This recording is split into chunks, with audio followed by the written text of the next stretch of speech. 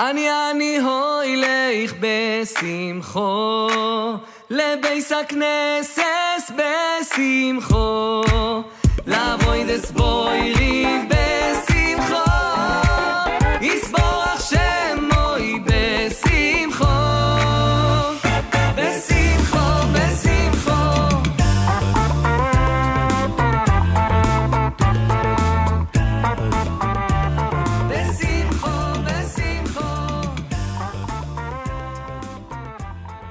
Hello everyone, and a Shavua Tov. I hope and trust you all had a beautiful and happy Pesach.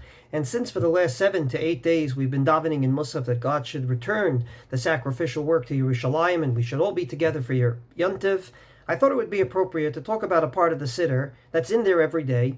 Many people skip over it, many shuls skip over it, and I don't think it gets its right attention. And that is what's called KORBANOT.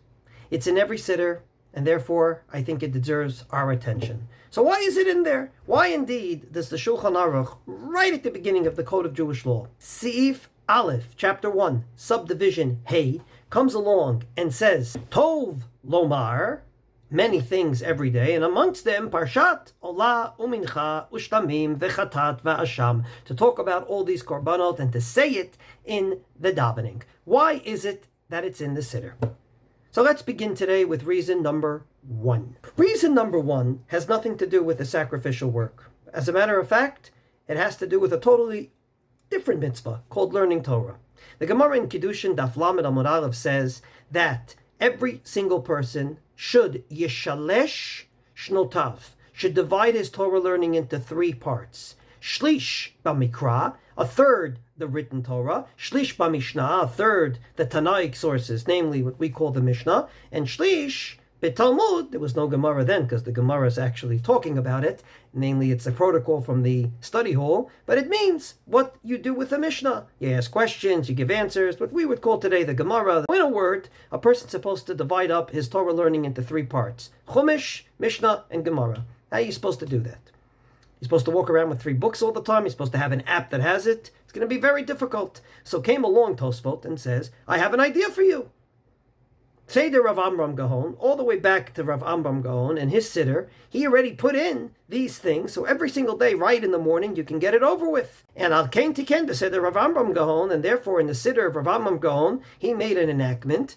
Just like we do, meaning the Tosfot followed this minhag, he said korbanot, called them psukkah zimra lomar mikro mishnah v'gemara. Whoever looks in the korbanot will see that indeed they are a beautiful conglomeration of psukim from the written Torah, mishnayot that talk about korbanot, and gemaras and Tana and Amaraic sources that talk about the korbanot. So therefore, we call it korbanot, but ultimately it could have been a different part of the Torah, just happened to pick korbanot. And therefore, it has nothing to do with the actual sacrificial work. It's a means for us to fulfill our obligation daily, to divide up our learning into 3 parts, to make sure we touch all 3 parts of the Torah. Mikra, Mishnah, and Talmud. Maybe for this reason, the Mishnah Bura paskins the following, that if you're a mourner and you're indeed forbidden from learning Torah, you should not say korbanot. I quote his words, Mishahu Avel, Lo Yomar Parshat Korbanot. Since, according to this interpretation, korbanot is a means of learning Torah, since you, as a mourner, cannot learn Torah, you should not say korbanot as a mourner. So the first reason to say korbanot is a very simple one. Assuming you're supposed to, every single day, divide up your learning into 3 parts, then we have a way to do it. You say the korbanot, and indeed, you have touched all 3 categories of the Torah. So the first and foremost reason to say korbanot is to learn Torah properly. The way to learn Torah properly is to divide it up into 3, and by saying korbanot, you accomplish that.